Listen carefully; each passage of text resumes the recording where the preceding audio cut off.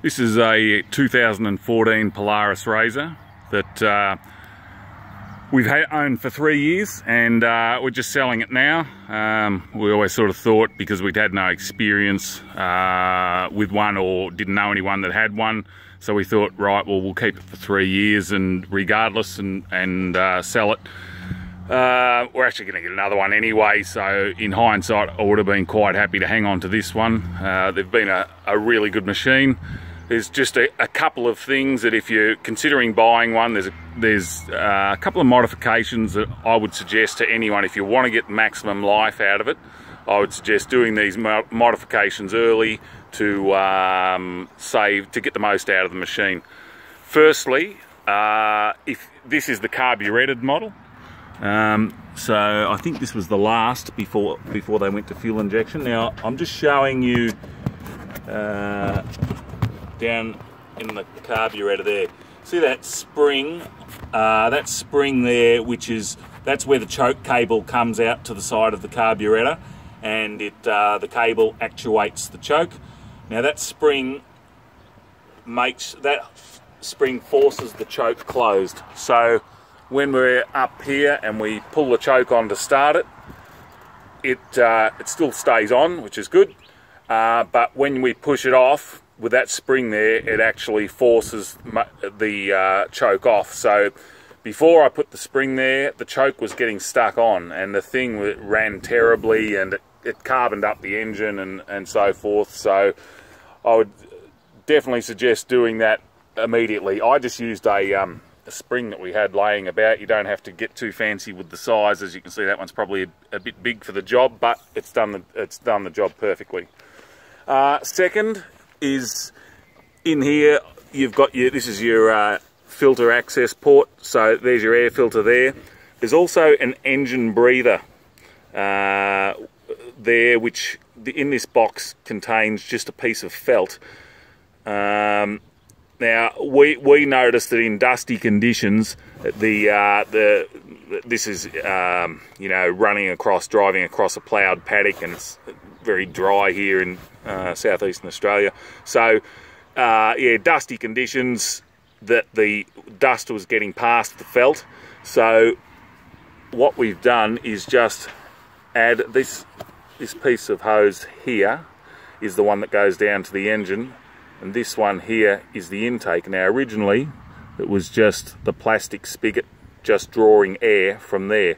Basically it sort of puffs air, sort of sucks and blows air, but it was, because it's so dusty under this cowling at the rear, because it's a still space when the machine is operating, it was just sucking too much dust. So I've run the tube there, come through the front of the whatever you call this, the cowling, and I've just put it here. I've made this little box that I could stretch something over to create a bit of a pre-filter, but I just think the fact that this is in such a clean location, because this is copying the fresh air that the riders are getting. So, and further to that, that's where Polaris put the air intake there. So it's a good clean spot.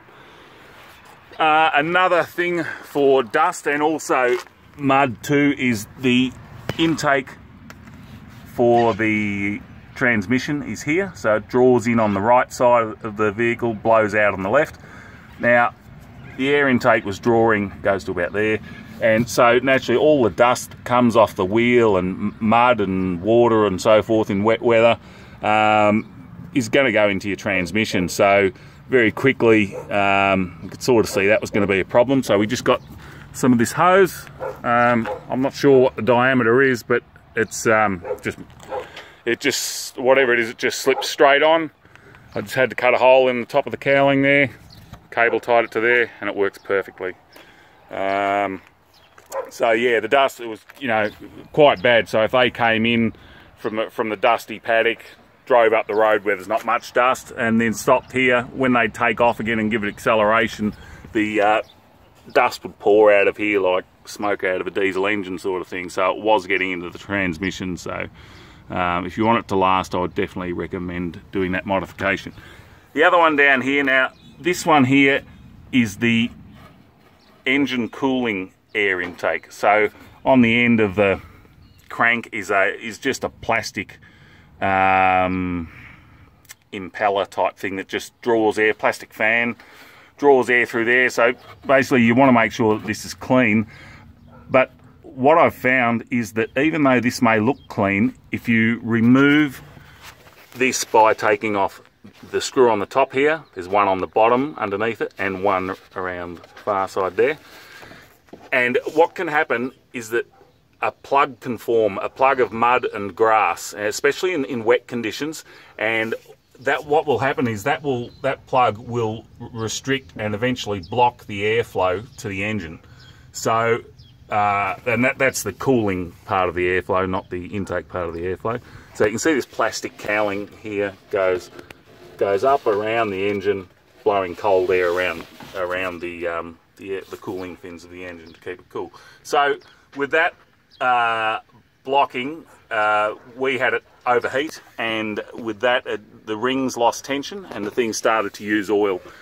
So eventually I put a 180 kit on it and did a bit of research into it, and the general consensus was that the Taiwanese made stuff, and particularly the brand Tider was the best stuff to get. So we got a 180 kit, and it was only about, I don't know, 160 Australian dollars, and pretty straightforward process. We just removed the rear cowling, which is fairly simple.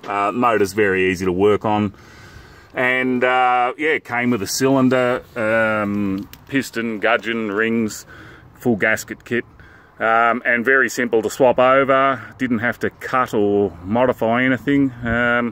And a big performance gain. We didn't go with changing exhaust or any of that. They don't need it, quite frankly, unless you really, you know, if your kids are really finding that the current one lacks power. But for general running around, I've got two girls that use this, and look, they push it pretty hard, but they're not crazy. And they found that the standard power, or particularly with the 180 kit, is ample. But even with the 170 kit, you'd be surprised. You sort of think that it's not going to be much, but it's enough for kids that are learning. Now, what else? I've put an hour meter on it, which is pretty handy because you lose track of just how many hours the kids are in the thing. So there's that. We also, a big thing that because we're on the farm here, we're around machines, we just put a horn on it, and that way it's they can, both driver and passenger can reach that, just so they can make anyone around them in a machine, make them alert for where they are. The horn's just under there. The suspension's really good. I mean, it's only got 5 inches of travel, so bump absorption, you know, is okay, but it's not going to smooth out a rough paddock. But by saying it's really good, I mean that if they go over a jump, and you know, they're all only moderate in size, but the thing does land really well. There's no secondary bounce or anything. It's really well sorted in that regard. It just lands and then sits flat again. The other thing that I really like about it is the center of gravity. So if you look at it from side on, the engine is actually no higher than the top of that rear tyre, and everything else, such as the fuel tank, is under the passenger seat, the battery's under the driver's seat, so they've got all the weight down really low. Yeah, so it handles excellently. We haven't even gone close to tipping it over, and they've got some corners that are high speed that they put it into flat out, and yeah, it does about probably about 35 kilometers per hour, something like that, which sounds slow, but when you're in the thing, it's actually quick enough. Things like the chain, I've never had to adjust it. This one, the hour meter only said 35, but it's actually done over 100 hours.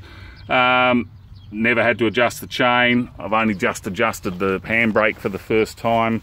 The brakes on it are brilliant, way more than what it ever needs, really, because the engine brake effect is very strong. Yeah, that's about it, really. Overall, I would highly recommend one. Just bearing in mind, as soon as you get it, I would really encourage anyone to do those simple modifications so that you get the maximum lifespan out of it.